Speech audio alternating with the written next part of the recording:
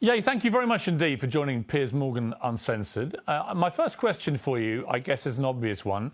What do you hope to achieve from our conversation? That right there, being uncensored. In American media, it's very censored. It feels like an episode of Black Mirror a lot of times. So I've put myself across the line, the point of no return, saying, hey, I know they're going to say whatever they want about me. When I bring up the truth, they're going to say, you didn't get enough sleep. It's because of your health. They're going to call me names for my truth. But these experiences that I'm telling you about are factually things that I've went through and things that I refuse to keep going through and things that I'm not going to let my children go through and things that I'm not going to let my peers go through. No pun intended.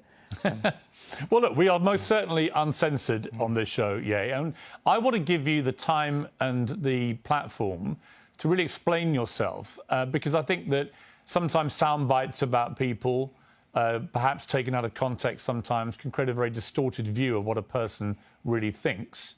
What do you think, looking back over the last few weeks in particular, what do you think have been the biggest misconceptions about you?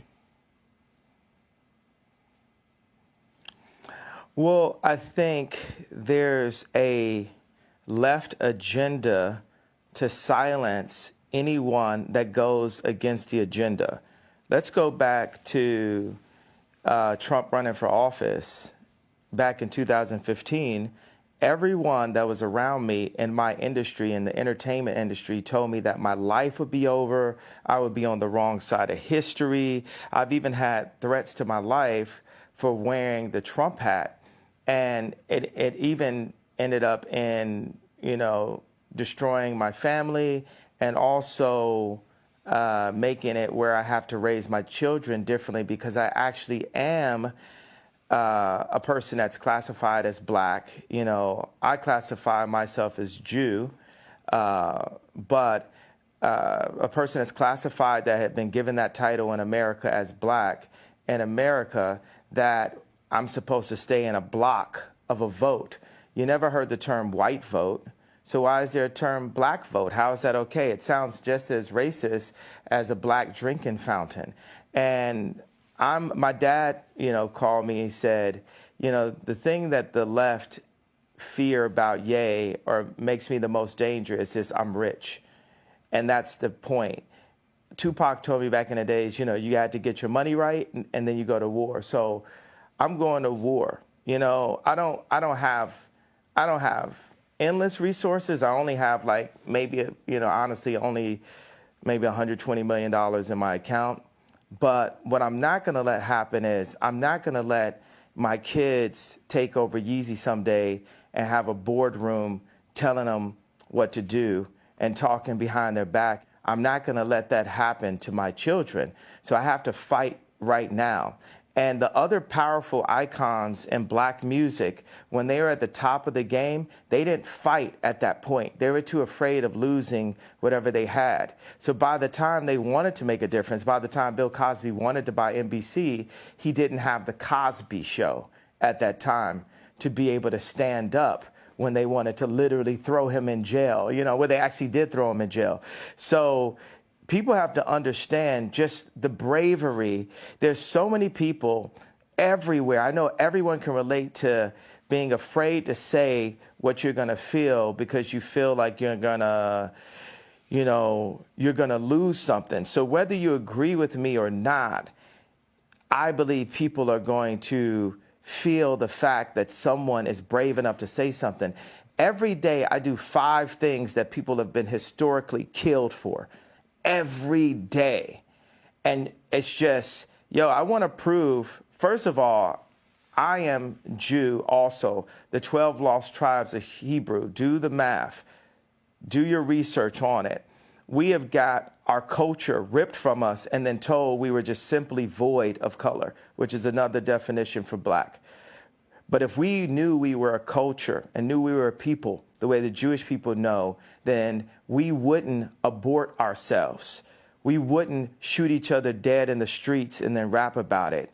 We wouldn't brag about, having sex with each other's wives. We would keep our families together and we would do business together. The most dangerous place for a black person in America is actually in our mother's stomachs, because 50% of black deaths a year in America is abortion currently. I mean, I can keep going, but I want to make it, hey, boom, ask me questions, let's go. I don't want to jump in too much, because here's what I honestly think. I think you have an extraordinary mind. You have a number of extraordinary talents. You're a musical genius. You're a fascinating public figure. What has been interesting to me is to watch the furore which has erupted in the last few weeks over a series of statements that you've made, which have caused, as you know, a lot of offence. And I guess before I get into them, I'm just curious as to whether you think there is a line for free speech. Listen, I completely agree with you that there is a war against free speech, that people are, treading on eggshells all the time, terrified of expressing honestly held opinions in case they get cancelled. I think we're living in a really insidious era where liberals are behaving like fascists. So on that, you have absolutely my agreement. But my question for you is, do you believe there are limits to free speech? And if they are, what are they? There are no limits to free speech. It's all context, right? Tarantino can write a movie about slavery where actually him and Jamie, they got the idea from me, because the idea for Django, I pitched to Jamie Foxx and Quentin Tarantino as the video for Gold Digger. And then Tarantino turned it into a film. But in that film, he puts a context, he creates a context where Leonardo DiCaprio is allowed to use the word multiple times within that context. So Hollywood's job is to frame things, and they allow what context, what content is accepted and what's not. We have our thoughts. Everyone has thoughts and ideas, and then people try to manipulate your thoughts and ideas.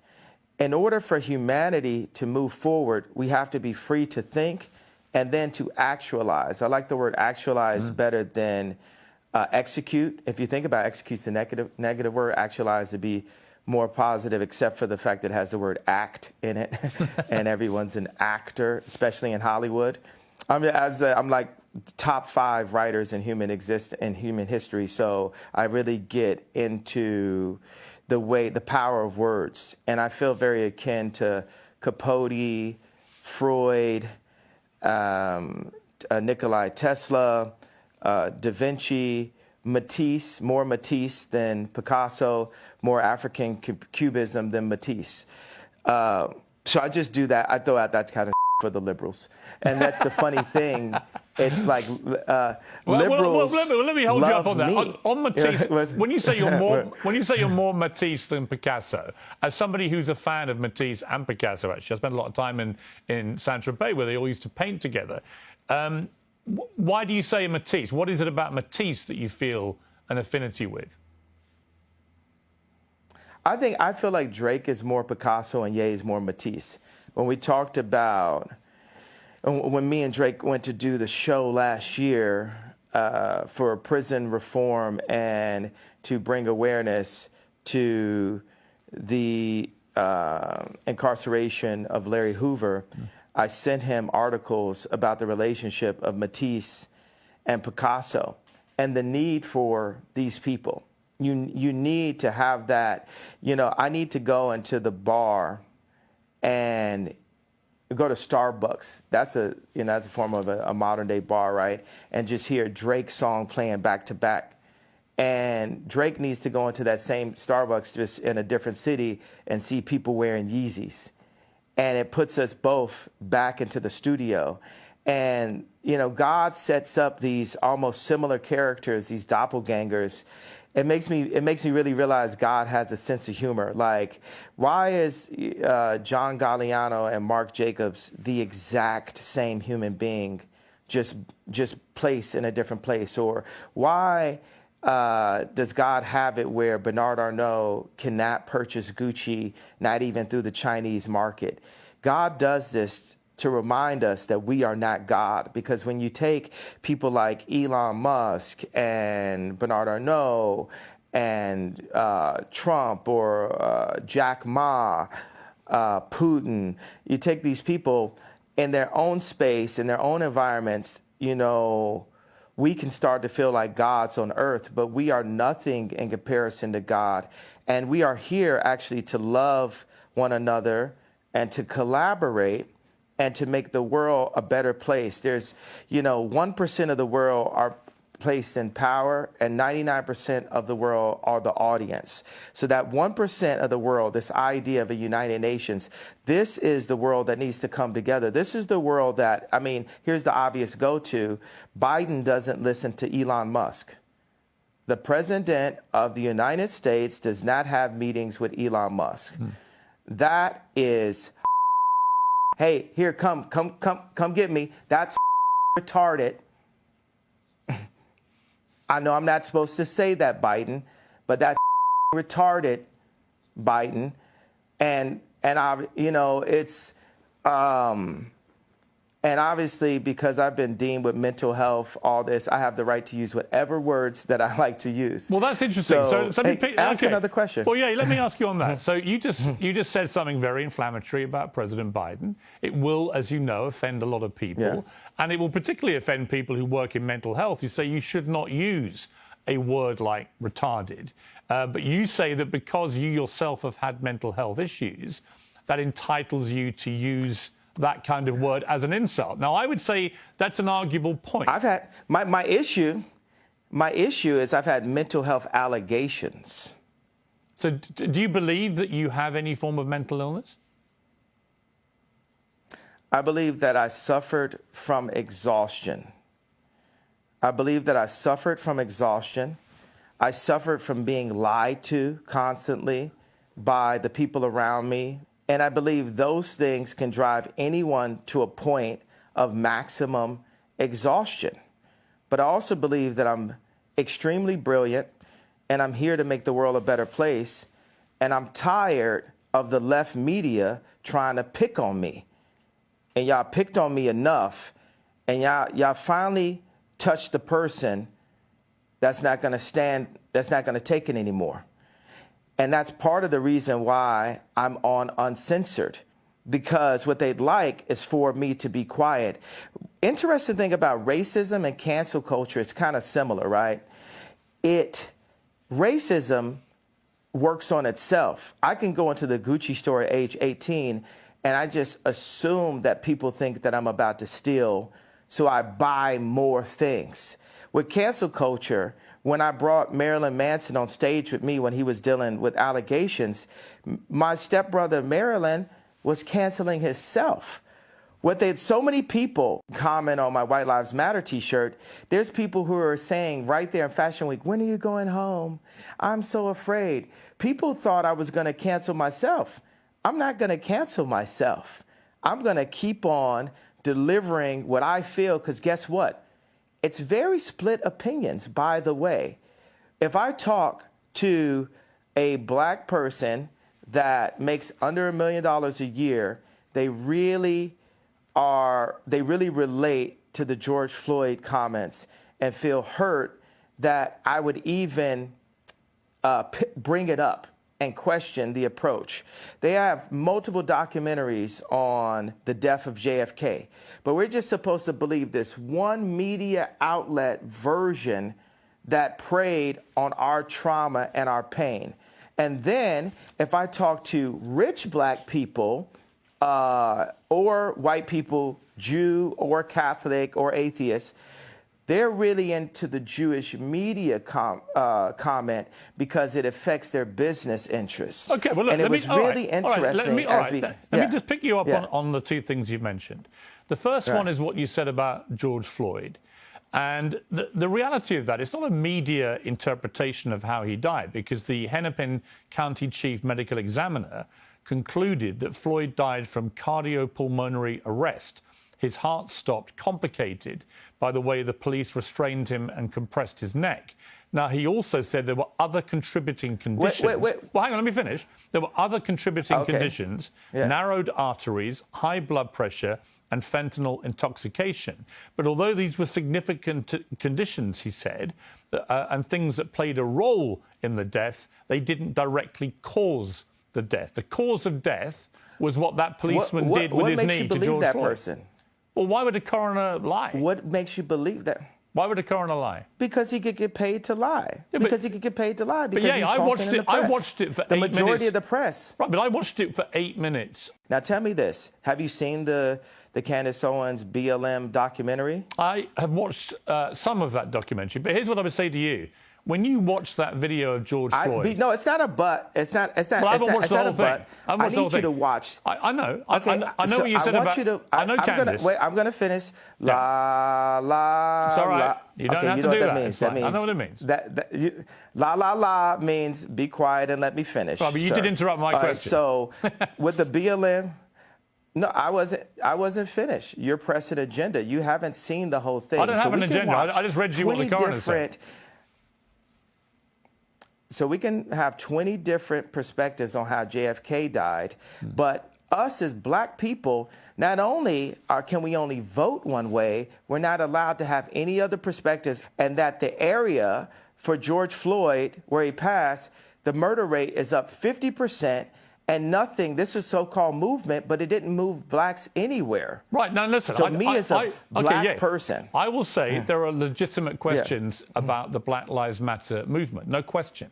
But on the specific point about how George Floyd died, I don't think it's in question about what actually killed him. It was that police officer with his knee on his neck. Well, it is in question. It isn't question. I'm questioning it. Well, you can question it, but what you're questioning is a coroner report. Do you have friends that were killed by police officers? Do you have friends that were locked up? Do you have friends? Do you have people aborting half your race? No. So I am the black person with the black experience that's worth $11 billion and is the most influential person on the planet, and I am questioning it. Okay. I have a right to question it. Absolutely.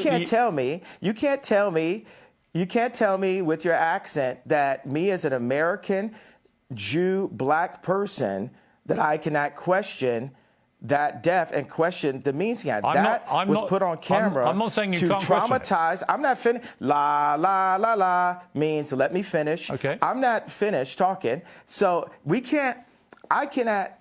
See, because you distract my thoughts and then you try to make me look like a crazy person and you feel you have the right to cut me off. And I've proven you guys don't want it with me. This is like Terminator 20. You've never seen this before. So I want no one to play with me. Mm-hmm. I have the right to question because that videotape was used to traumatize my people and force us into the Democratic vote. Hey, George Soros, you're a real competitor. I respect you. I'm worth more money than you, and I have more influence than you, and have, Piers Morgan from a different country saying, well, I'm not going to do an English accent because that would be racist. I'm funny, by the way. That's fine. I know you can do that. As I said to you, the show is uncensored, Ye. You can say what the hell you like, right? But that doesn't mean I can't pick you up on a few things, right? You accept that. I accept that, but you try to say, it is unquestionable because this one Dr. Fauci said this. I know it wasn't Dr. Fauci, but I'm just giving an example where we hear from even Google. Like people feel like, if you Google it, it's factual. There's so much non-factual information about me on Google, but then I still believe Google. And people pay to get certain information to the top of Google. But this is good. Keep going. Where else you want to go with it? Here's where I want to go. The civil rights lawyer Lee Merritt responded to what you said about George Floyd's death and said, while one cannot defame the dead, the family of George Floyd is considering suit, which they're now doing. As you know, they're suing you for $250 million for Ye's false statements about the manner of his death, claiming Floyd died from fentanyl, not the brutality established criminally and civilly, undermines and diminishes the Floyd family's fight. So what is your response to that? Well, anybody who loses a loved one, my heart goes out to them. Any race, my heart goes out to the pain of that. I have a theory about it. Now, this is not a fact. This is a feeling that I have. In the documentary, George Floyd's two roommates said that George kept saying, they want a tall guy like me. They want a tall guy like me. So for me, I'm a creative, right? I can like make a dinosaur out of a femur, right? So if I'm making a dinosaur out of a femur and I'm looking at a documentary that says George Floyd was telling his two roommates they want a tall guy like me, and on the day of his death, he prayed for 8 minutes. They said he prayed longer than he ever prayed. What do you think, me as a creative mind, the beautiful mind, right, the sensitive mind, what do you think I feel could have happened in that situation? All right. Well, honestly, if I'm being honest with you, I would say that because of your brilliant, beautiful, creative mind, as you put it, and I don't dispute that at all, you've got an extraordinary mind. And I can see that in the way that you conduct interviews. You go off on very long tangents, but they're sort of fascinating. I find it fascinating to listen to you. I'm not saying you don't have a right to question. Sort of, quite. Yeah. These are like Capote-level fascinating tangents. No, they're not. They're not. I'm just saying it's the way you conduct yourself, and I think that's very interesting. What do you mean? Or not? Why is it? Oh, it's not Capote level.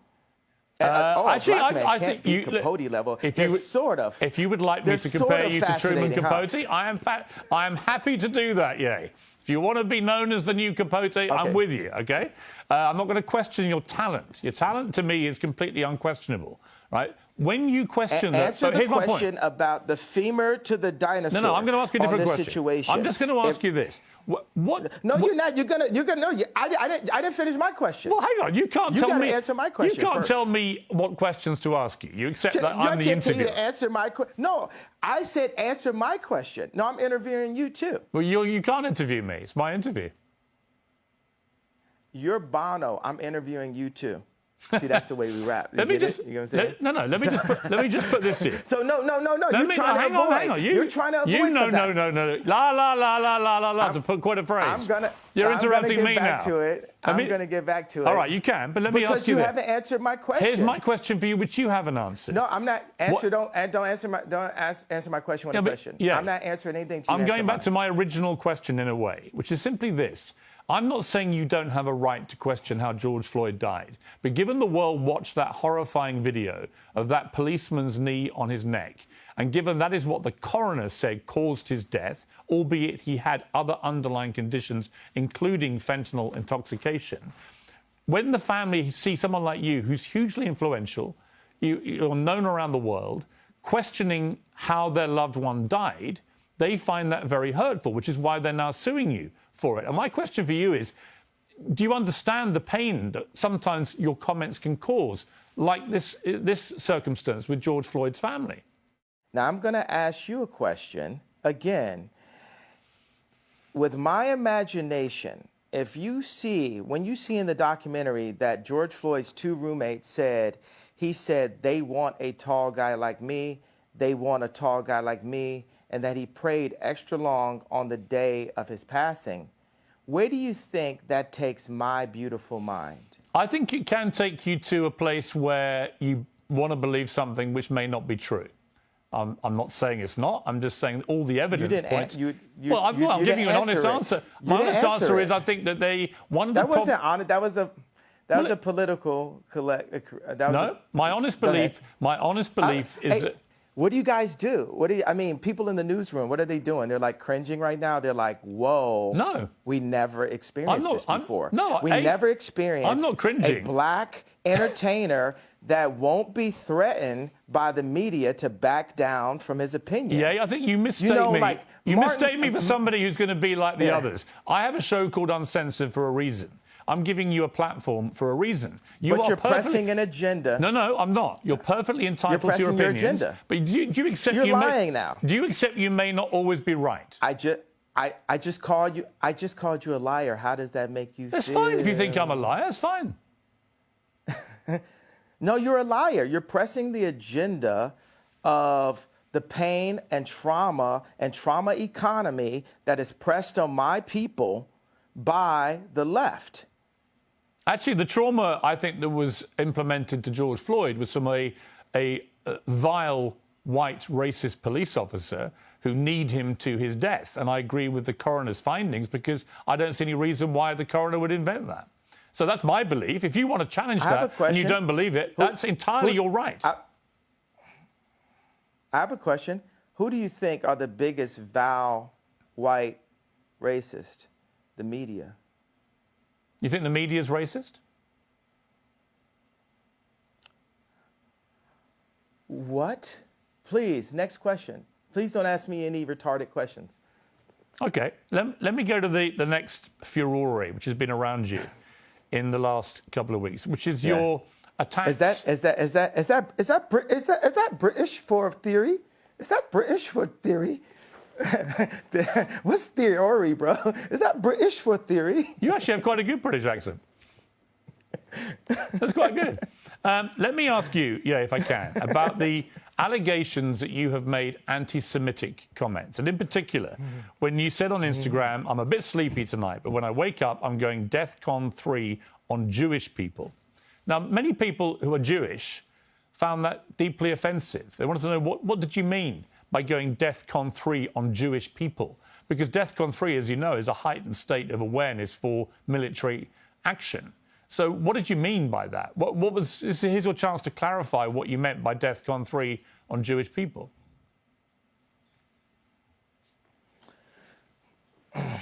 Well, thank you for allowing me to say what I meant due to the fact that I was blocked by Jewish people after I said that. So I wasn't actually allowed to say what I was about to say. But what I was going to say is, I was going to talk about all of the contracts, all of the misdealings that I dealt with as an entertainer. Being that I'm an entertainer, I've been wronged so many times by Jewish businessmen. And the reason why I say people, if a black man is caught in the car with drugs or a gun, and there's 3 other black guys in the car with him, guess what? They're all going to jail. So the reason why I say people is I want those businessmen's wives and fathers, mothers, grandmothers, and kids to ask them, why is Ye so mad at us?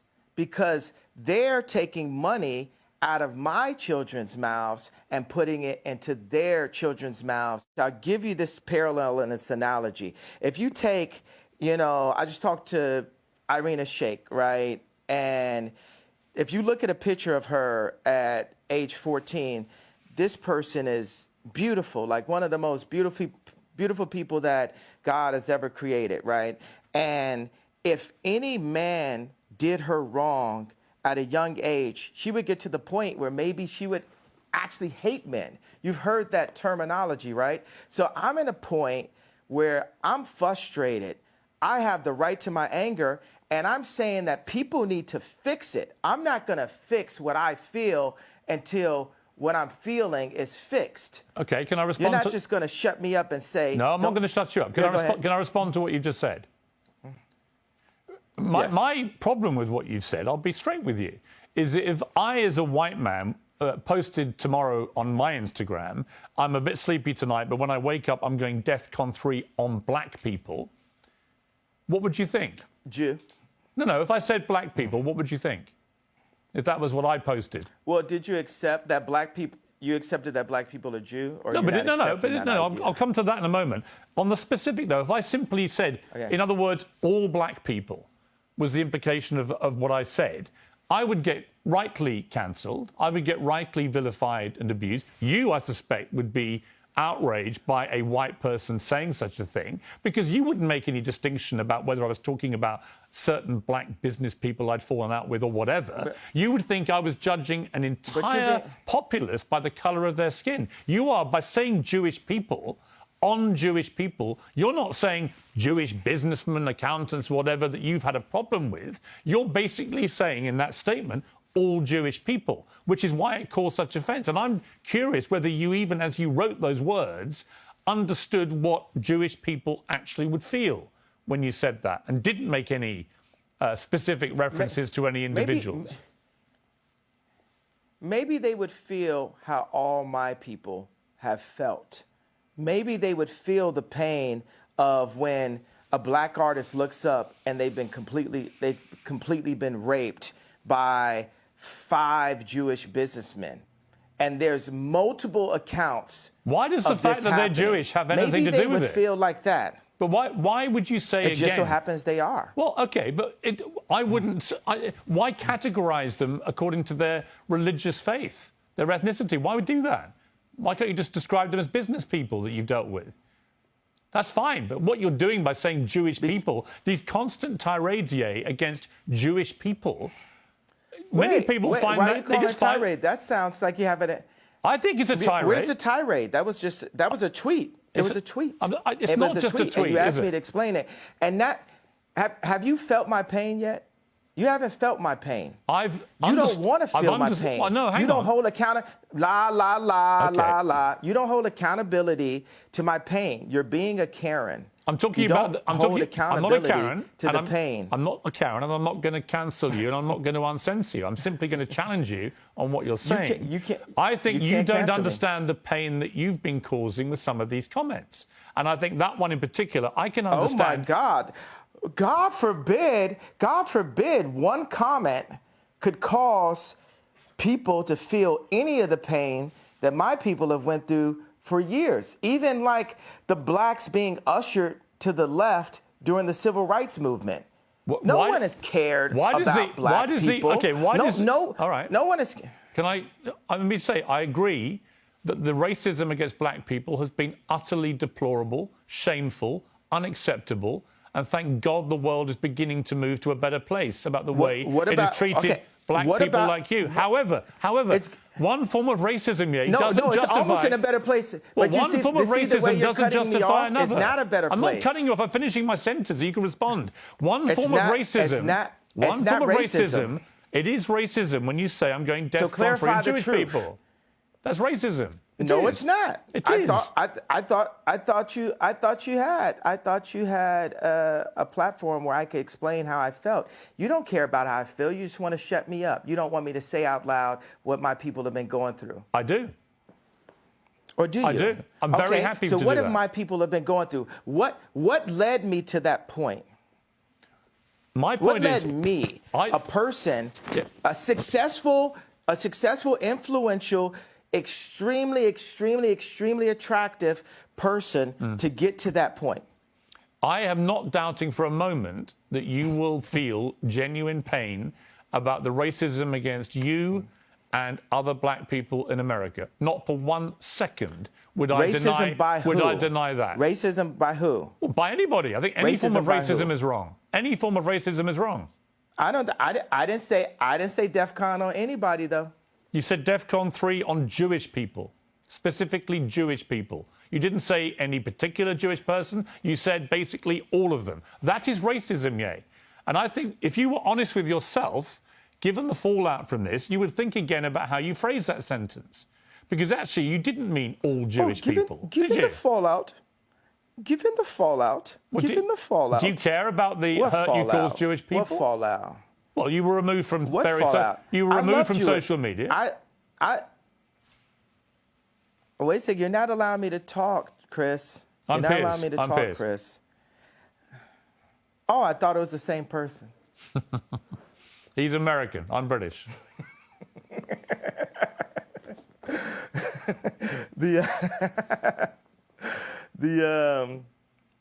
So the thing is, I want to bring joy to the world. I'm a composer, right?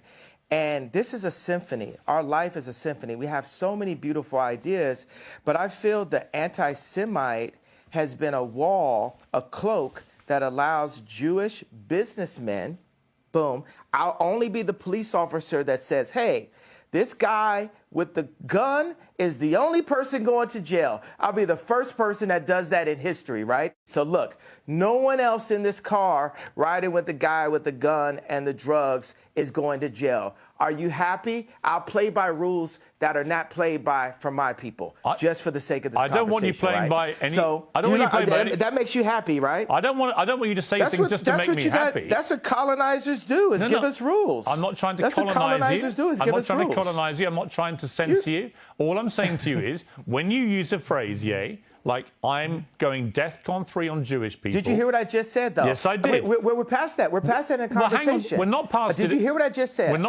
not past it unless you're prepared. Are you happy that I said I'll focus Let me explain what on... Are you happy that I said... I know. I heard what you Whoa, brother, why are you talking over me? Let me respond. Chris. I'm Chris. Let's respond. Let me respond, right? I'm simply saying what you've just said is not what you said on your Instagram post, and you know it, right? If you have a problem with particular businessmen who happen to be Jewish, that is a concern for you. And you know it. So you talk about all Jewish people. But brother, what is the point? Brother, do you want me to grow from the statement? I just told you, okay, I was in a position where I've been hurt, and this is the way I had the right to express myself. The point of this interview is for you to question me, and then for me to answer and say, okay, even though the same rules are not applied to my people, if a person with a gun or drugs is pulled over and has 3 other people in the car, they're all going to jail. I'm not going to apply that to Jewish people for the sake of this conversation. Isn't that what you wanted? But you know what you did? You tried to civil rights me. You tried to pull me back to a week ago. But we're here today. There's been plenty of conversations and commentary since that. But you want me to go back to 1960. No. You want me to go back to 7 days ago. All right, let me jump in. Here's what I want you to do. I want you to reflect. Okay, so have we grown? Have we grown? Here's how we grow. Yeah. Here's how we grow. I want you to reflect. No, have we grown? Have we grown? You're not in charge of my growth. You're not in charge of my growth, Chris. Okay, let me phrase it like this. I'm about to suggest to you how you may grow if you choose to grow this way. And you can ignore me. You can ignore me. Pierce, how much money are you worth? Not as much as you, sadly. Exactly. So take my advice. Maybe you'll get richer. I would love to take your business advice. Why would I listen to you? Why don't you hear what my advice is and then work out if I'm wrong? Can we do that deal? You haven't given me any credit or a moment of reflection for the comparison that I made, the brilliant, if I do say so myself, comparison that I made to the cops pulling over one black person and locking everyone up. I understand what you're saying. And my tweet having issues. Wait a second, I wasn't done with the sentence. My tweet referring to all Jewish people, I said, for the sake of this conversation, I will refer to the business people who have destroyed me and my people and my fellow creatives. But you didn't even accept that I gave you that. You tried to push me back into 1960. No, I didn't. You tried to push me back into last week. No, I didn't. Okay, do you accept that example that I gave you? I understand completely the example you gave me. I think all racism is wrong. So I feel that we've grown. I would like you to reflect. I feel we've grown. Do you feel we've grown? If you've now changed what you wanted to say originally, my question for you is, do you now regret saying DEFCON 3 on Jewish people? Are you sorry you said that? No. I don't think it matters. You should be. Absolutely not. You should be. Absolutely not. Yeah, but you should be. Absolutely not. Are the people, the Jewish businessmen that led me to that place, are they sorry for the way they've raped my people? I don't know who you're talking about in particular, but I don't know why you keep having to say they're Jewish. What does the fact they're Jewish got to do with anything? Why do you keep doing that? What do you mean? They're the Jewish businessmen that did that because they're business people. That's what they did. Why do you keep saying Jewish business people? Why do you keep using their religion, their ethnicity? Why do you keep doing that? Let me update it then. Okay, so I'll say this. Would I have grown into the box you want me to go on if I say to specify the business people that have raped my people that just so happen to be Jewish? I think by doing what you've just done, I find that I'm not even Jewish and I find that offensive. Why do you keep having to do that?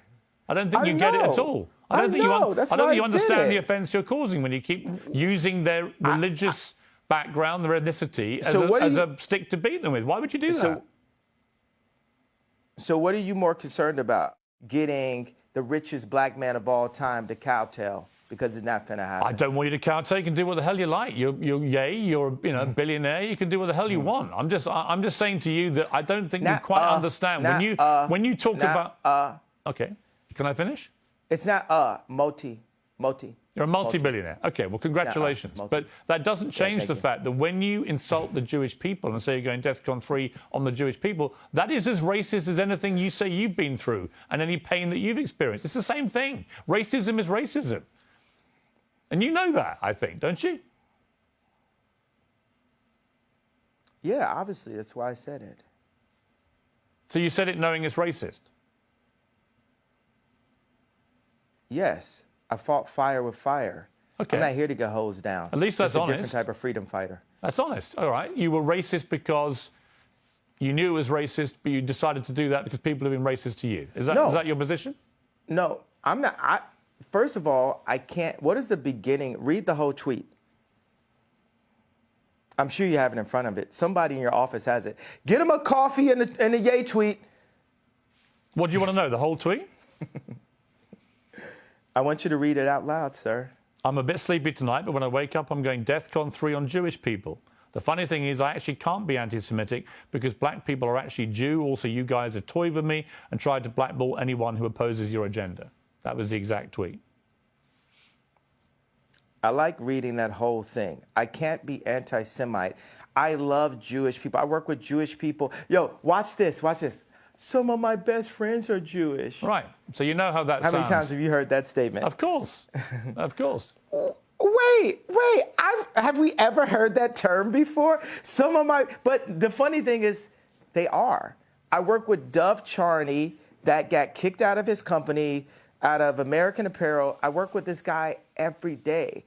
He's like my twin. He's one of my favorite people in the planet. And we work through that. And we talk through it. And he says, "Yay, why are you so mad?" And I'm like, this is why I'm mad.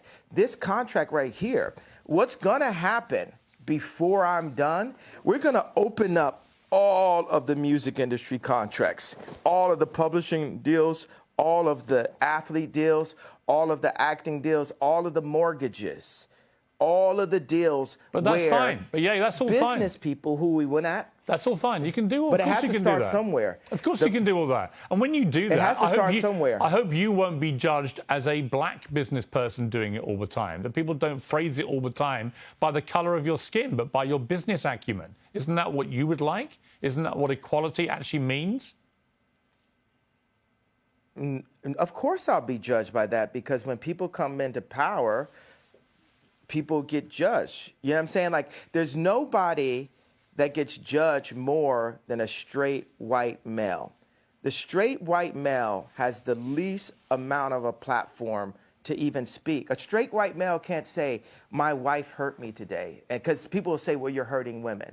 A straight white male can't say, "Hey, a black employee didn't come in to work on time," because then people will say you're racist. A straight white male can't speak on a homosexual person because they'll say you're homophobic. And so I empathize with the position of the straight white male. And part of the reason why I empathize with that position is because I know that I'm headed to that position. And what position that is? Top power position. Okay. That's the top power position where you get all the rocks thrown. And that's the thing. I have friends, right, that will actually that's the reason why I'm going to be a good leader someday, because I'm really empathetic. But I call black people out on their stuff. I call white people out on their stuff, because we're all people. We're actually only one species. And in order to, whether it's my friends texting me like, "Bro, you got to get in the gym. You're looking chubby in the photo." It's like we have to hold each other accountable to what's actually happening. And it's so much is based on you did that tweet wrong. So what I will say is, I feel that my words demand more sensitivity for the frequency that I'm operating at and and the amount of people that I'm communicating to. And I take that responsibility right now. But I will also say everything happens for a reason. because if it had been perfectly worded in English, and because there's nothing whiter than English itself, right? I'm already not speaking in my mother tongue, right? So if I had perfectly worded it in the most sensitive way, then we wouldn't be here right now. Now we're opening up the conversation. Like I'm not allowed to say whether or not I'm running for office in 2024, but I'll tell you what, if the left, let's say the left would have never supported me anyway. And now I've got to call to attention, I am who you should support. The left did not allow Trump to be president. They treated him like he wasn't even the president. So even then he won, he was losing half of the American people every day, and it divided the country. What I'm saying, whoever goes into office, for British media, for American media, we must support our leaders and not just run this hyper negative. You know what I will? And black people hate when I apologize for this. When I see people like John Legend and Chrissy Teigen talk down on the president, I'm like, wow, that kind of sounds like me. That kind of sounds like the telethon. I opened up this level of disrespect towards our leaders. And people were happy. And the left saw that and say, well, let's just have every celebrity do what Ye did at the telethon. So I take responsibility for that moment. And you know what? I just want to give every Jewish person a big hug. Also, I'm envious of the Jewish people. I'm envious of how they don't abort their children. I'm envious of how they don't shoot each other in the streets and then rap about it. I'm envious of how their families stay together. I'm envious that they turn their phones off on Friday night and the family comes together. I'm envious of how they do the business together. And I want that for the darker Jews. I want that for the black people. I want that. We need that. God said we should remove the word want, right? Okay. We're going to have that. Okay. And this is the beginning of it. But it seems to me, and correct me if I'm wrong, but it seems to me that you are acknowledging, as you've just acknowledged that it was wrong to say what you said about President Bush when he said he doesn't care about black people, and that may have encouraged all this disrespect towards presidents since. I think it's an interesting point you made. It does seem to me, Ye, talking to you, that even if it's hard for you to admit this, that you do regret the wording of that tweet which caused all the problems, and you wouldn't phrase it that way again. Am I right? I would tell my dad that. My dad loved the White Lives Matter T-shirt because what audacity does a black man have to wear the exact same T-shirt that a white man could wear? You know, and my dad was a Black Panther. I mean, we have a water purification center.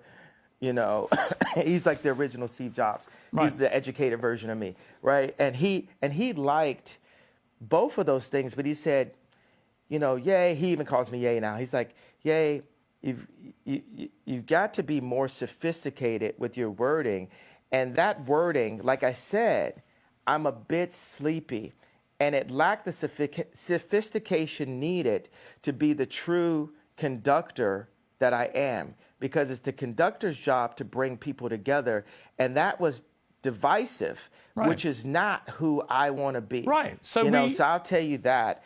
I'm not looking. And also, let me put out right now. So it sounds like you agree with me. Do you agree with me then? I want to talk. Okay, let me say that I'm just thinking right now what's on my heart is the idea for people who do actually have severe mental health issues. You know, the word retarded. For, you know, there's parents that have children who actually are mentally ill, and that word is really offensive, right, to those people. So why use it? And just because I was feeling well, it's a couple reasons. Because people call me retarded. They treat me like I'm retarded. And so I embrace it. It's like you call somebody a so much, they say, I'm. You call somebody a bitch so much, they say, I'm a bitch. You call somebody a retarded so much, you say, I'm retarded. Like, I was exhausted, and I embraced the idea of having a serious mental health issue. But Noah also, but Moses was basically on speed when he was doing what he did. Let me ask you, yeah. By the way, look, out of interest, yeah, how much sleep do you get a night? I'm not here to talk about how much sleep I get. I don't owe you that. You've literally just been talking about how much sleep do you get a night? I had about 5.5 hours last night, actually. Not very much. But you're the one that's raised this issue. And I probably had the same. Right. My question is only because... I probably had the same, but it's only because you've been talking about you don't believe you have a mental illness. You think it's lack of sleep. So I think it's an obvious question to ask, well, how much sleep do you get? Are you constantly sleep deprived? Is that one of the reasons, perhaps, sometimes, as you say, you feel sleepy and you shoot from the hip verbally and you say stuff that maybe when you're rested, you wouldn't say it the same way? Would that be fair? Tell me what's... Okay, no, it's not fair, because what's more important, the pain and the truth of what I'm talking about and what led me to that tweet, or the tweet itself? I think both can be true. Because the problem you have is, I think you've acknowledged... You have one tweet. I think you've acknowledged that the wording of the tweet was offensive. Years. Yes, I understand, but you know the damage it caused, and I understand that was offensive. And I think that you have accepted you probably shouldn't have phrased it that way. You as a white person are so stuck on the idea that what I said was offensive, which is a very caring approach. You're not sticking on the fact. You have not unpacked what happened with those contracts. I've said that, but you didn't ask me another question about it. That means there's an agenda. Absolutely not. Inside of your platform. I have repeatedly said to you that I'm sure I do not disbelieve that you've had contract business issues with various managers, accountants, and so on. My argument is that when you do it, me or other me's. I'm sure many other artists in the music business. Yeah, of course. You know why you're sure? Because you don't care to do the research because it doesn't affect you. No, it's because you said. Have you done any research? No. Yeah, let me explain to you. I'm not doubting what you're saying. You don't care. I do care. You don't care about me. You don't care about my people. I care about me. I care about my people. So it's for me to stand up. And God forbid I step on someone's toes while I'm at it. It's not someone's toes. You stepped on the entire Jewish people's toes with a very deeply inflammatory tweet, which I think you've now accepted. You shouldn't have phrased that way. It's taken a bit of time to get there, but I think you have accepted that, right? Have you accepted that you've put no effort into understanding how I got there? I don't think, honestly, 10 years from now. Honestly, I don't think there is any... You're going to apologize to me about this interview. No, I'm not. You're going to apologize to me about this interview within the next 10 years. No, I'm not, because here's the thing. Mark my words. I don't doubt you've had... It's very one-sided. No, it's not. It's very white-sided. Oh, come on, It's very one-sided. It's very like...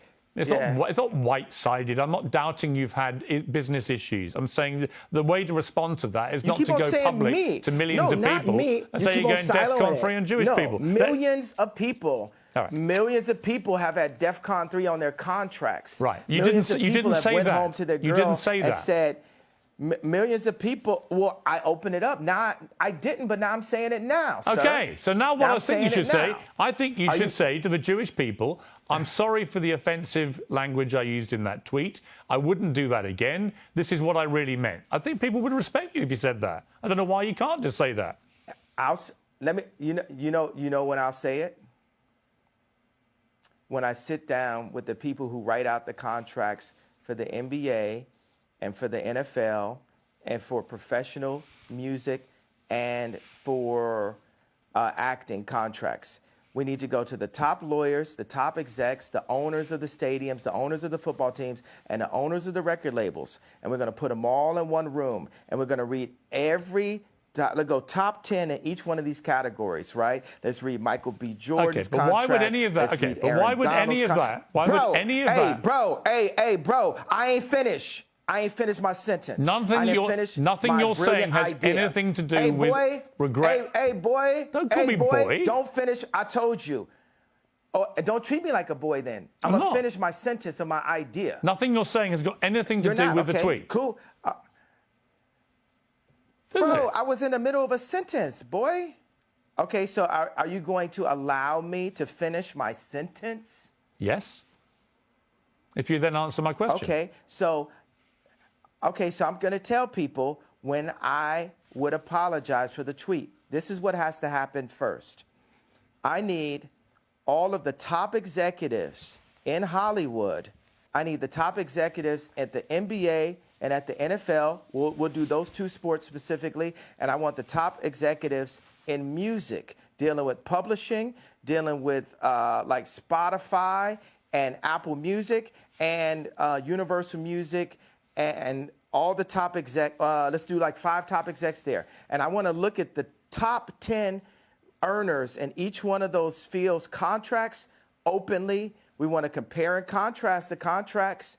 And then once we open that conversation, and we need to do it on a platform live with lawyers asking questions, and we'll have the top lawyers like a Johnny Cochran, Robert Kardashian level legal team, looking at all of these contracts together. After that moment happens, then I will say, I'm sorry. Okay, if that's your position.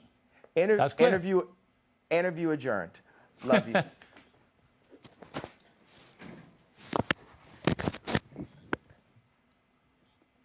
Okay, that's the end of the interview. I mean, I just get the feeling from you that you're obviously a complex character, brilliant in many ways, fascinating, like I say, compelling. You have a huge appeal to millions of people around the world. It just seems to me that occasionally your mouth gets you into trouble, and that perhaps on reflection, sometimes you look back and wish you hadn't said things. Is that accurate? Nah, not really. Because the things I say are on behalf of God. Like, it's not always godly because I'm a man, but God is definitely using me. You're Catholic faith? I am, What's yes. your background? I am What's your Catholic. religious? Catholic, yeah. Well, we're working for God here.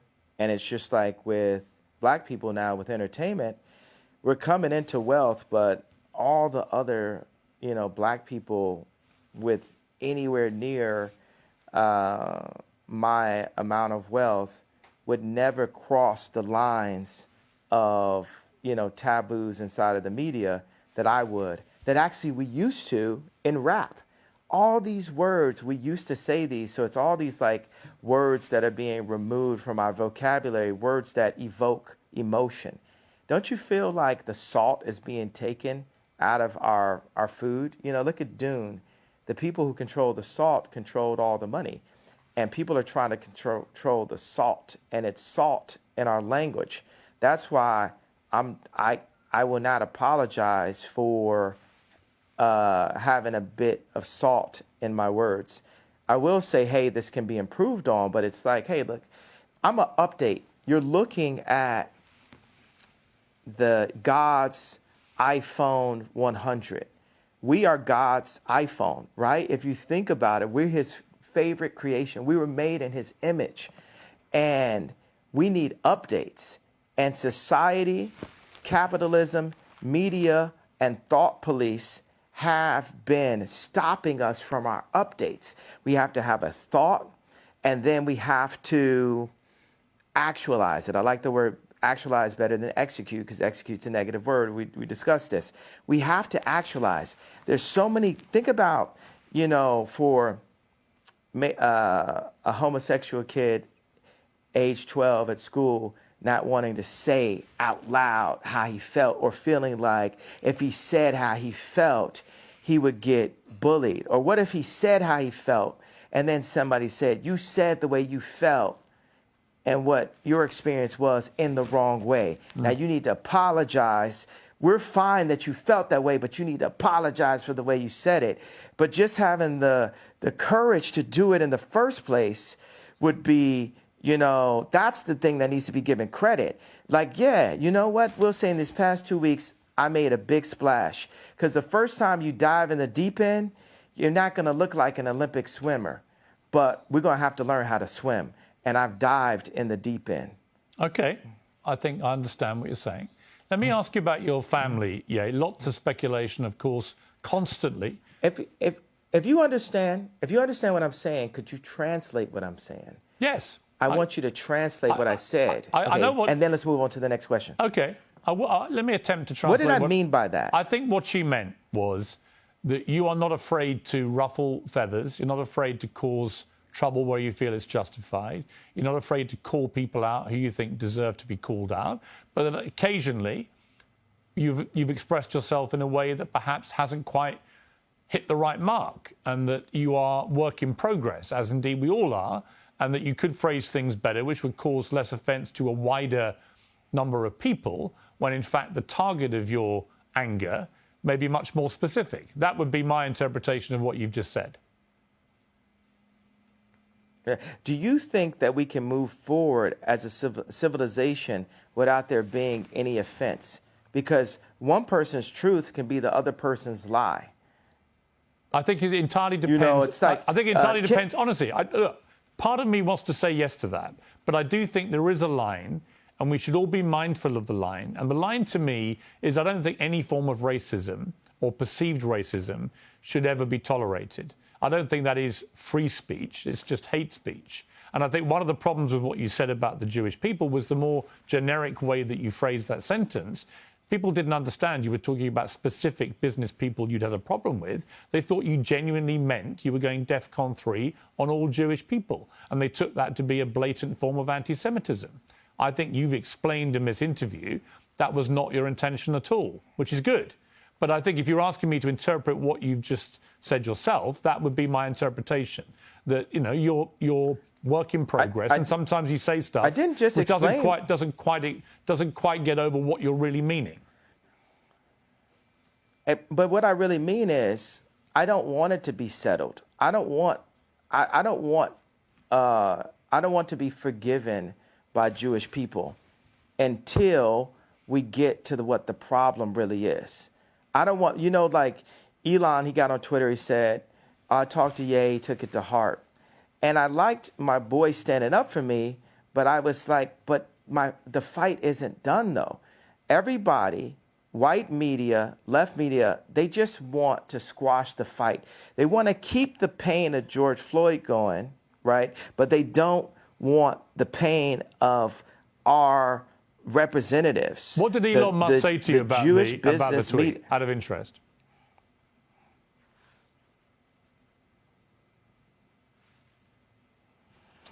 It's vague to me right now. I don't want to misquote him. What was the general? It's vague to me. What was the general point of what he was saying?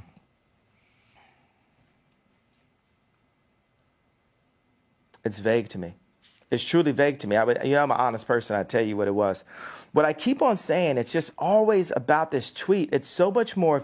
If you look back at this interview, and it's like a direction arrow, it's more in the direction of fixing the statement than fixing the problem. I think both and things, that's my problem. I understand, but I would say to that I think they're two different things, and you can fix both actually. And I accept that part of what you were trying to do and the point you were trying to make, I completely understand it because you've explained it in more detail. On Elon Musk, there is a suggestion that when he gets control of Twitter, which seems likely now, that he will bring you back, he'll bring Donald Trump back. Do you think that would be right?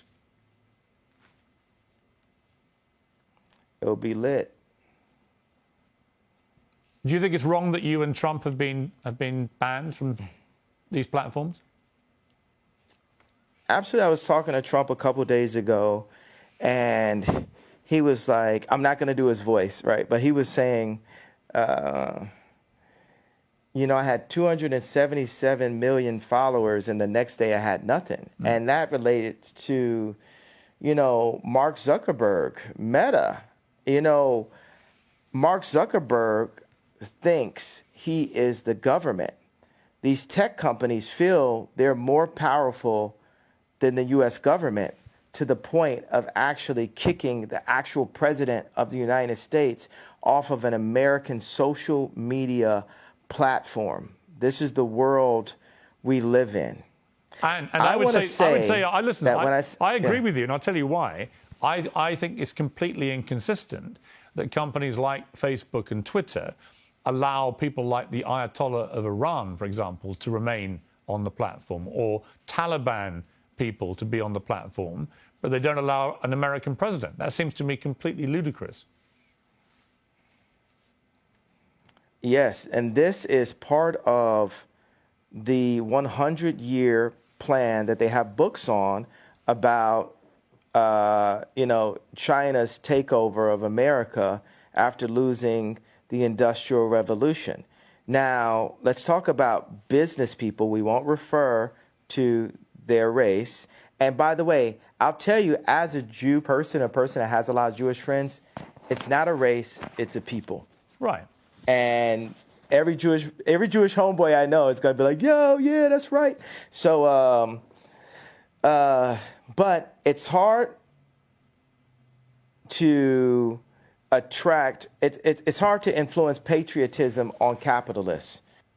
And it's a responsibility for us as Americans to retake our power in media, to retake our power in our schools, to retake our power in our farms, to retake our power in our medicine, in our hospitals, to revitalize the country, because America invented rock and roll at the end of the day. We have the inventions. America created Apple. You understand? Like, we created the platforms that the world runs on now, and we've allowed the business people in these companies to sell us, and whatever the term is, sell them in a handbag, whatever it is, for cheap. And Americans are God-fearing, for the most part, God-fearing Christian people, and we're not cheap, and we can't be sold for cheap. And we're here to stand up and say, you got to honor who we are, our families. You got to honor our God, Jesus Christ. So, next subject. Can I ask you something? Let me ask you something else, yeah. I want to ask you about your family, yeah. Because you mentioned families there. A lot of stuff has been written about you and your family, a lot of it fueled by you, by Kim, by others. Where are things now with your family? What is your relationship like with Kim, with your kids?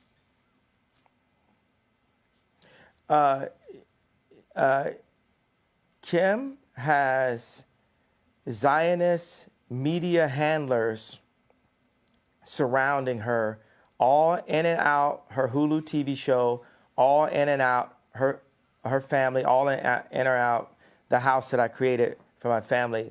But God is alive, the devil is a defeated foe, and Kim is a Christian woman, and she's not here just to have content up on adult channels. She's not here just to have that last Interview magazine cover. If you look at the two Interview magazine covers, look at the one when I was there and look at the one when I'm not there. And that's the reason why this Tuskegee experiment of such that's happened to the black community, where they took the fathers out of the home and the leaders out of the community and have torn apart the community. Now they've seen that's worked, and they're doing that to America. They're attempting, they're trying. I mean, that interview, the interview the magazine cover you're talking about, I think, is the one where she was basically semi-naked in front of the American flag. And I thought that was pretty distasteful, actually. It was about the American dream, and I thought, well, if that's the American dream, we're all screwed. I mean, in America. And I agree with that. And I didn't feel the platform to voice my opinion, because I want to. It's always like, hey, this is your kid's mother. But it's time with the leaders. Like, I'm still the priest of that home, Chris. I'm still the priest of that home. They want to make it this matriarch society, all that, and But I am the priest of this home, and God is alive. I am the living Robert Kardashian, and I'm going to stand up for what God would want as a Christian. And then people say as a Christian, oh, you're not supposed to curse. You're not supposed to have righteous indignation. But I do. Christians had swords also. Christians got guns, I tell you that. So. But do you talk to Kim? I mean, there have been reports, that you and Kim don't really talk at the moment. She's distancing herself from you because of the stuff you've been saying must get in controversy. Is that true? I mean, John Legend is distancing himself from me and buying more Christmas sweaters in the middle of spring also. So I'm not saying that, they're making the right decisions. She's being influenced. But I guarantee you what's not finna happen, we not finna see her in one of them John Legend Christmas sweaters no time soon. But do you talk to her? Are you still in touch with each other? Wait a second, don't you think it's like funny to make a joke out of stuff sometimes? Don't you think God has a sense of humor? Of course. But watch this. God, when I got married, I bought this house. I did this tour, and spent all the money I had on this house to like surprise Kim and give her this house that she wanted, that Lisa Marie Presley used to own. And then I got the house, and then I put all this money into renovation. And then there goes the neighborhood. Drake moves down the street 5 blocks. And that's when I knew God was funny. But watch, this is where God is even funnier. Here goes like Louis C.K. Part 2 level, because Louis C.K. is the funniest man alive. Uncancel him now, right? So and he was funnier before he's canceled, because all he would do is type of jokes that you'd get canceled on, right? So, I got an office and, outside of Crenshaw, like in an opportunity zone. And this office, 57,000 square foot office, is the one that Tucker Carlson came to visit me at. And I look out the window, and whose office is being built, a brand new one? The Skims office. It's like, who's writing this stuff? You know what I'm saying? Like, God is funny. So that's the thing. We always got to be like, we got to be funny. We got to have a sense of humor, like, But yeah, let me ask you. There's a lot. Yeah. But are you sad that you're getting divorced? Are you sad the relationship came to an end?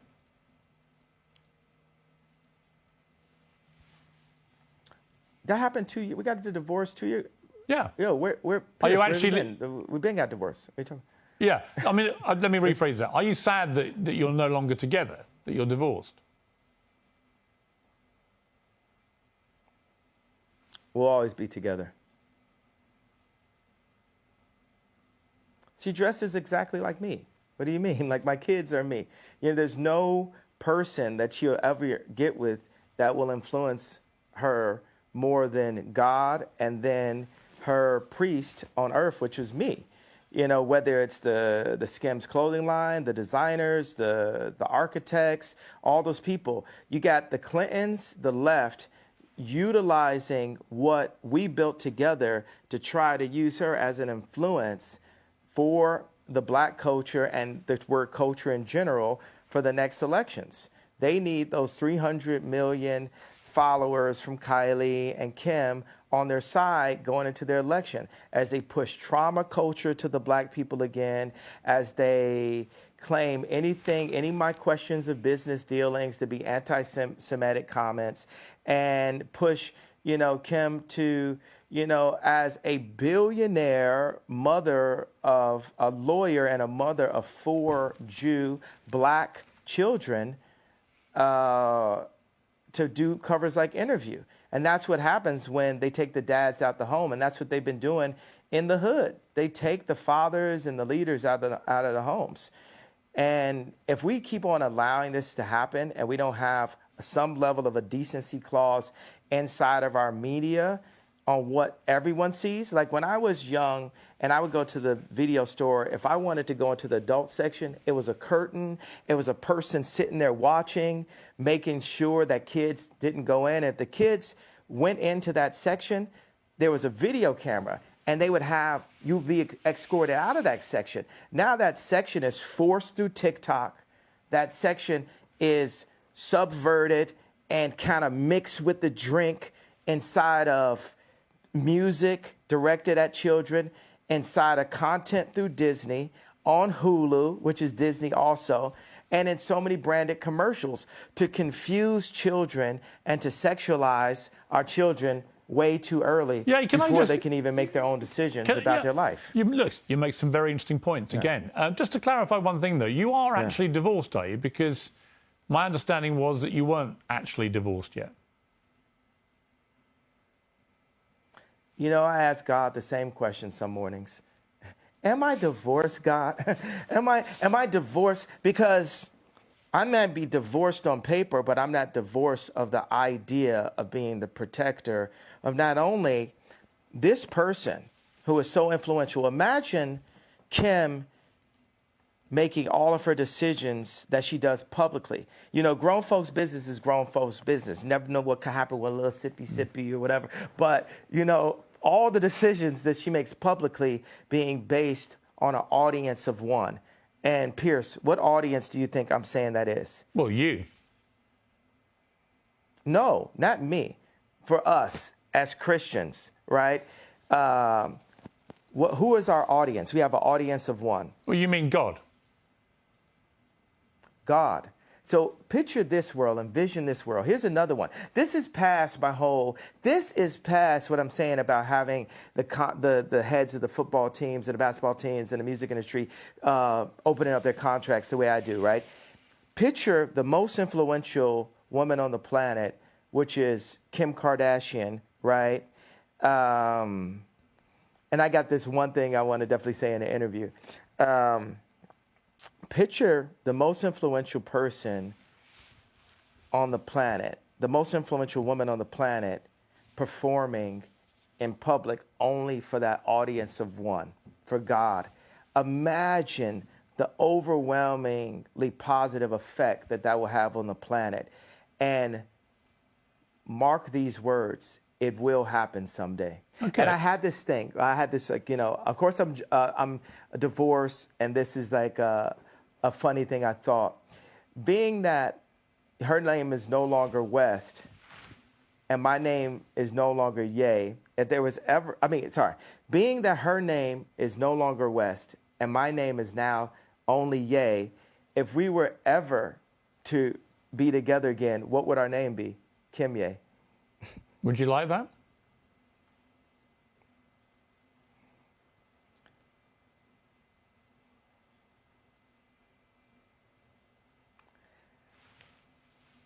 Everything is up to God, and God has proven to me many times that it's not about what I want or what I would like. It's just up to Him on what He sees fit. But David had to. But let me ask you. tend I mean, to the yeah, but sheep, do you still love to the Kim? sheep? Sorry, not with an S. Do you still love Kim? I absolutely love. I'll love her for life. And I will protect. Oddly enough, I'll actually protect her, because when I call out things that I feel are wrong, you know what I'm saying? When I make products, like say the difference between me and Bernard Arnault, like say, watch Elon Musk. Every product. The reason why Elon Musk is like a Steve Jobs is, if he makes a flamethrower, he would use that flamethrower. If he makes a Cybertruck, he would use that Cybertruck. Me, if I make some 3D printed boots, I'm going to have the 3D printed boots on. Wow, and I love wear them those. every day. Can I get a pair of those? Absolutely, sir. They would Tucker really liked suit them me. also. These boots are a hit. Love those. Yes. They look fantastic. Yeah. Would you like to one you day? very much, sir. Do you think, given that you've got all these kids together, would you like one day to get back with Kim, do you think? Do you feel like you've gone through a very tumultuous period, but that actually the love underneath it all between two people remains? And would you like to get back together?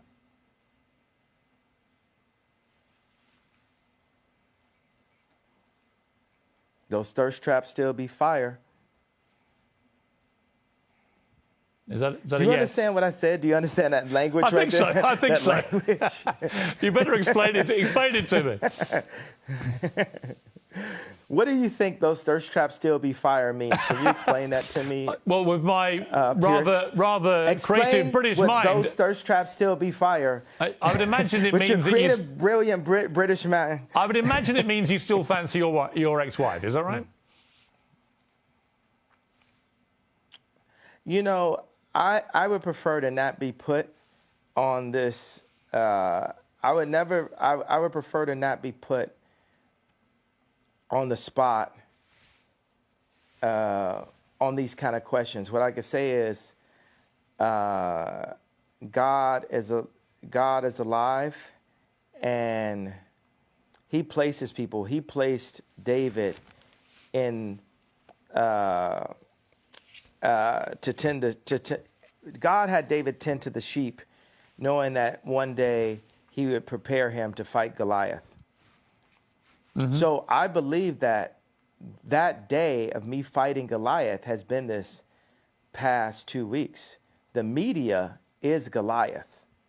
And there would be no chance of having a civilization or a civil democracy in America without me challenging the media 2 years out from the election.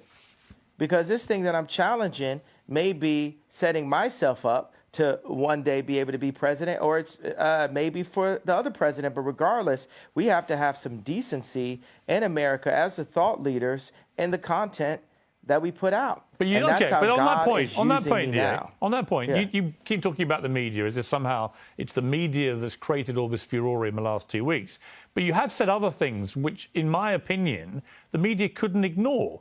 You know, you suggested in your interview with Tucker Carlson that Gap, for example, the clothing wear company, had prior knowledge of the Uvalde shooting, which is obviously completely insane. Why would you say that? And then why would you be surprised if the media then react to it? They're bound to. What I'm saying is that was worded, that might have been worded in a way that the media could take in the wrong way. But I thought it was really interesting the amount of people at Gap. We had a release that was happening, and the amount of people at Gap that were rallying around this as a media moment, if they didn't know about that, where there's theories, you can't say that the theories about 9/11 are completely insane. Actually, that's just the person I am. I'm that kind of person. Well, look, you're perfectly entitled to have theories. I think most of them are completely insane. But on this specific one, okay, on Uvalde, you even suggested that Matthew McConaughey. You even suggested that Matthew McConaughey may have. It was all a bit weird that he was speaking so early about it, when in fact he came from Uvalde and spoke very passionately after this atrocity. So I think people read these comments and are like, "What are you talking about?"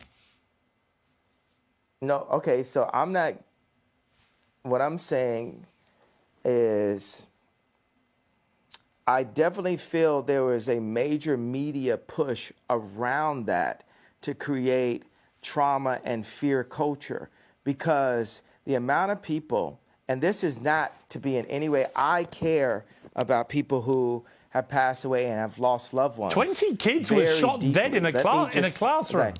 20 children were shot dead at school. So let me explain. No one in the media is putting any sort of trauma into that. That is the trauma. Okay, Pierce, how often does that happen in my hometown? Well, the 20 week. kids are killed in school in one mass shooting. As far as I'm aware, it's never happened in your hometown, has it? Yeah, it does. Not in one mass kids shooting. Are killed in Chicago. I didn't finish. Okay. Let's not do this again. Okay. We reviewed how that goes. I understand. You could talk. At least 14 kids are killed in Chicago every week, and there's no media push around it, and that's my issue. When I was at Gap, there was no media push around the killings in Chicago. But I would agree. I agree with you. I completely agree. My youngest son has recently been at University of Chicago every year, and there were 2 students shot in that time. I completely agree that there is never enough attention given to all the slaughter from gun violence in Chicago. Completely agree with you. What I can't agree with is any suggestion by you that anyone at Gap or Matthew McConaughey or anybody else had any prior knowledge of what happened at Uvalde. Of course they didn't. What I'm saying is, I'm not saying they did, but with the amount of attention that went, understand, I was jealous, once again. You feel me? I'm jealous that so much attention went in this direction, but doesn't go into the direction of Chicago when then the same amount of people. That's what you should say. I'm not finished. Yeah, but it comes down to the way you phrase these things. Bro, hey, I just said it. Yes. Like I just said, you're not always going to say the things the right way, but at least I have the bravery to open the conversation. Your first sentence isn't your last sentence. My first rap that I told wasn't my last rap that I told. And now that's the whole point. It's said. Once it's said, accept that it was said. I am the iPhone 20, right? I'm growing. I'm a hybrid. I'm updating. Okay. I'm constantly updating, and that's what we're supposed to do. You can't drag me back, because you enjoy that, right? When you bring it up, I'm saying, hey, this is what I'm saying. I felt, think about this. Have you ever heard the term premeditated murder? Yes. I feel I feel like the George Floyd was a premeditated murder. That's my feeling based off of, and we never got to that in the beginning, but that's my feeling based off of the information I saw in the documentary. I think it was a premeditated murder in the sense that I agree, but not for the reason you think. I think it was premeditated in the sense that that policeman didn't give a damn about George Floyd's life, stuck his knee on his neck for 8 minutes and killed him. So but I know we don't agree about that. I don't want to go back over that. I want to ask you, about something different. I think the policeman was involved with it too, but not in the way that you think about it. Right. I think he was involved in a different way. I think we'll have to. I think he was also part. I think he was also part of the setup. Okay. Look, we're not going to agree about that, but he's been moved. He's been moved. He's been moved. And I need you to watch the documentary, okay, and we could talk offline and then talk online again. Okay. Because what's not fair is for a white martyr like JFK to be analyzed 100 different ways, but then for a black martyr like George Floyd, for us to only accept the one way. That's like us only accepting the one way for the black vote. Like I said we have the opportunity to look at it different ways. Like I said to you, you are completely entitled to challenge anything, frankly. And I'm equally entitled to come back to you and say what I think. That's what a democracy is about. Let me ask you before it's I want to ask you one thing about your. But look, no, I got. Okay. I don't want to keep going back to that same issue. The disparagement right there. Yeah. But look at the disparagement, because I still had an idea. I don't like the word point. I had an idea that you didn't embrace right there. The martyr, JFK, we analyzed his death 100 different ways, right? But with George Floyd, he died that way. And then it's white people telling super brilliant, successful black people, you have the right. It's literally like on some Black Lives Matter, like your life matters, like, oh, your idea matters.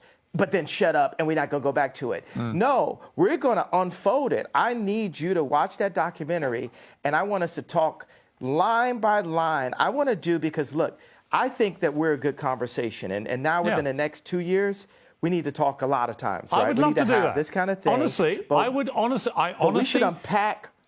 Listen, let me say to you, I've wanted to interview you for years. Yeah. I genuinely mean it when I say I think you're one of the most brilliant, talented people that I've seen in the public sphere. And you have a lot of fascinating ideas, and you're incredibly creative, and you're completely entitled to your views. But I'm entitled to mine, and I think we've had some really interesting exchanges, actually. I want to just talk to you quickly before we finish about your kids and about you as a father.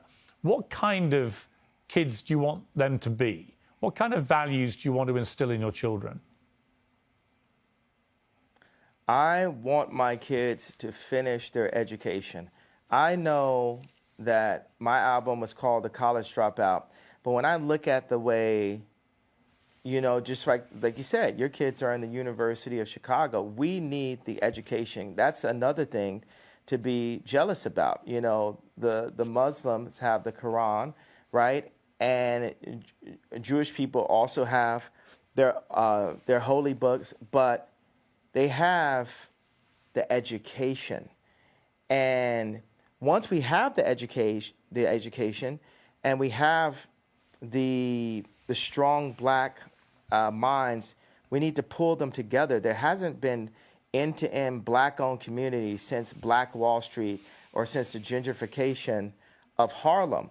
Like I have this tech company called STEM, right, that had the most successful launch in tech history with 80,000 STEM players as far as a first launch, right? We sold 80,000 STEM players back in February, and we went off the Apple platform, and now we're coming with the next generation that has a projector in it, and it's coming with 4,096 movies. I did that because my Amiga computer had 4,096 colors when I was in 7th grade. And also you can download films without having to use an Apple product. So I called this guy, and we're working on finishing up elements of the deal. And he's using emotional bullying, and like his shoulders are down, you could tell on the call. And he says, well, because of your comments, we're not going to be able to hire people. It's the people that we need. And I said, well, how many people do we have working for us? He said 60, and we have 40 part-time. I said, well, how many Jewish people do we have? He said, well, I don't know. Well, you have some. And I said, well, do we have black people working for us? He said, yeah. I said, how many? He said, 2. And I said, you're telling me we can't find 60 black engineers? Well, yeah. And see, that's where that comment that got me into so much trouble forced me to look at myself as the richest black man since Mansa Musa, right, with multiple tech companies. And where am I kicking the tires inside of my own company to ensure that I'm hiring my people? Because Chinese people hire Chinese people, and Jewish people hire Jewish people, and Catholics hire Catholics, right? But with blacks, we'll give our company to Bernard Arnault. We'll give our company to Mark Zuckerberg. We'll give our company away. And it would almost come off as anti-Semitic if I hadn't crossed that gun line so far to say, hey, I have to go and ensure that I'm hiring the brightest black minds to my black-owned tech company. You know, Kamala is our never again. We're never going to just hand something over just because we like the way this person looks and we have the emotional connection because she was a Delta and my mom was a Delta. She got 96% of the black female vote. You would have thought Drake was running. And we haven't seen her really honestly since. And you know, I want to say something about the left. The left, you guys got to sit with me. Your current administration that these guys put up, they shit the pot on this one. They should have got Bernie, but Bernie had too much of a conscience. And so you got a guy with no conscience. Instead of getting Bernie Sanders, you guys got Weekend at Bernie's.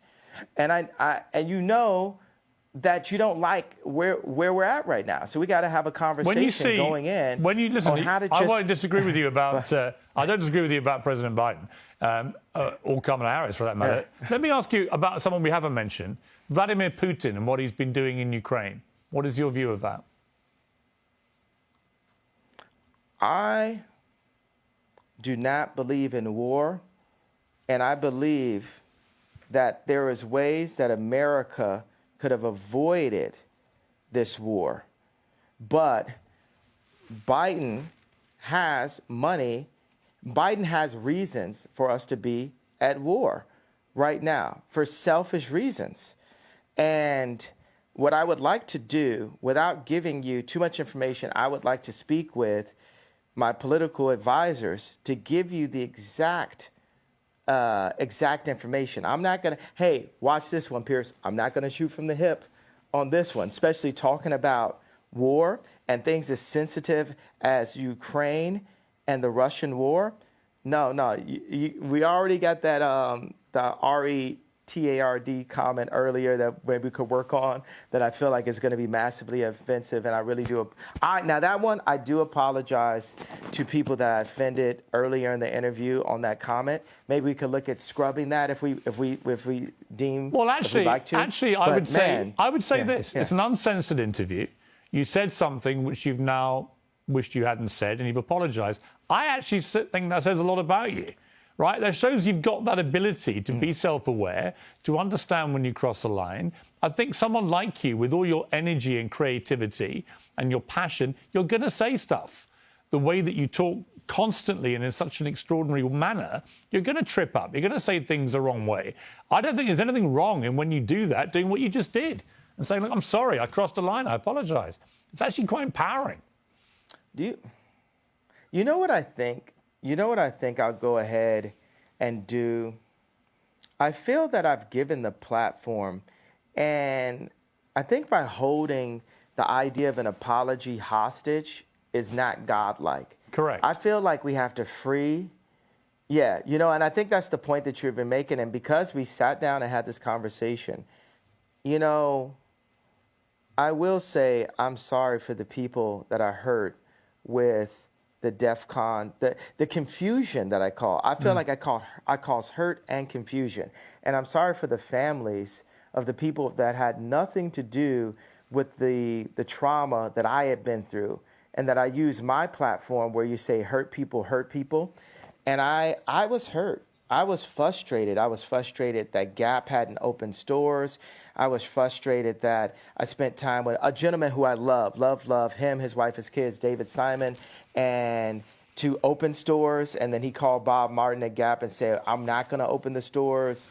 And I've just been frustrated. I just want to open my Whittle stores. And I want to say that it's wrong to hold an apology hostage. And I got to let go of that and free myself of the trauma and say, look, I'm just going to give it all up to God right now and say to those families that are hurt, I really want to give you guys a big hug.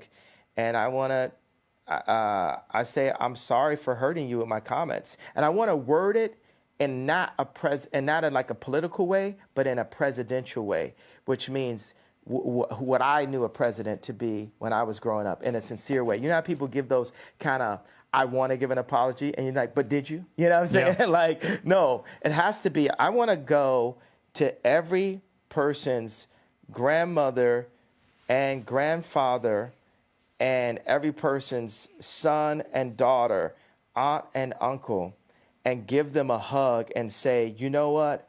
I've been hurt, and I do want you to talk to your boys. I do want you to talk to the people that are in power, the people who do own the black voice, the people who do own the vote, which a lot of Jewish business people do. And I want to be able to sit at the table with the contracts. I want my people to sit at the table with the contracts. I do want all of this, but I'm not going to hold my apology hostage till I get that. I'm going to start by taking accountability for my actions and the lack of sophistication in my wording. Like I said, I was sleepy, and it was taken in a way that I didn't mean to be taken. It definitely caused some attention. But I don't want the conversation to go away just because I came to you guys and said, I understand how I hurt you, and I'm sorry for the pain that I've caused and the confusion that I caused. Now, that is said, right? But I don't want the conversation to go away that we are still in a place where these contracts are still up. My people are still getting screwed. This has to be opened up. And I'm not asking for a promise, but it would be a beautiful world as I release the pain that I've caused and the pain that I have in me, that grudge that I was holding, that you guys, some of you guys, 1, 2 of you guys step up and say, let's look at these contracts. Let's make it not be a known fact that the music industry is treacherous. Let's make because some of my kids do music. I don't want them to step into a treacherous place. I want it to be better for them than it was for me. So I want us to sit down and come together and really work on that. Would that make sense to you, Pierce? You know what, Ye? If you'd simply said that in your tweet, I don't think there would have been any problem. And I'm very, very pleased, actually, that we've got to a place where you felt able to say that. And I think it was sincere. And but we still have a problem. That's my point. No, Pierce. I get it. I get it. But what you've now done, you've now explained the context of the problem. And you also issued a sincere apology to people who were rightly offended by the way you phrased what you said. So I think that's a good place to finish the interview. And I'm very glad you got there.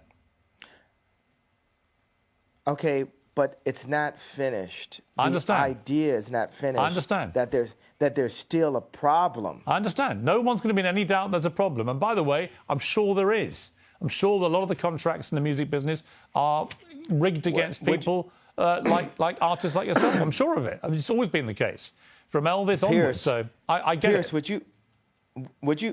Would you help me and my people? Would you help me and my athletes? I got so many athletes that go to my school that are like all the guys that are on Donda are headed to the NBA, right? Could you help me? Could you help us make these contracts better for our people by calling attention, by just allowing me on your platform, right? And let's look at some of the things and point these things out. Could we work together on Absolutely that over the next happy couple of years? Very happy to do that. Yeah. Very happy to do that. I think we should talk more often. All right. It's taken a long time to get here. I've thoroughly enjoyed our conversation. It's been 2 hours. It's been free rolling. It's been occasionally challenging. But we've got to a place where I think is a good place. And I've really enjoyed it. So thank you very much indeed, Ye, for sparing me the time. Yeah. You know I'm going to feel like I lost my stone I was holding. Yeah. Yeah. But I had to give it up to God. You know what I'm saying? Like, Yes. you know, you're gonna be bragging. You're gonna be bragging at dinner tonight, like, yo, I talked to Ye. No one could do it. No one could do it. I did it. And you know, I'm giving you this, and I'm gonna pray that you, as a fellow believer in Christ, will help me to expose all the wrong that's still currently happening to my people, specifically in the entertainment industry, because Honestly, I'm very happy. To start with. I'm very happy to hold anyone to account who is behaving improperly, honestly. And I'm absolutely certain that that entertainment business is riddled with people who try it on and exploit people. And I would be very happy to help you to expose that. But for now, I've got to leave it, Ye. We've had 2 hours. It's been remarkable. Thank you very much for your time.